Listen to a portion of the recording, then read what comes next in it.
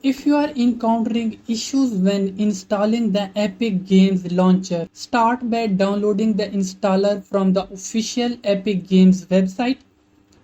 If running the setup file directly doesn't work, open the task manager by typing it into the search bar at the bottom of your screen and clicking on it. In the task manager, click on Run New Task. In the new window that appears, click Browse and navigate to the folder where you downloaded the setup file. If you don't see the file listed, change the file type at the bottom right from Programs to All Files.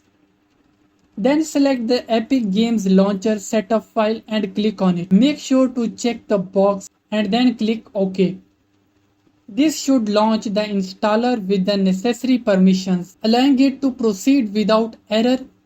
Install DirectX and complete the process. Once finished, you will be able to log in and enjoy your games without any further issue.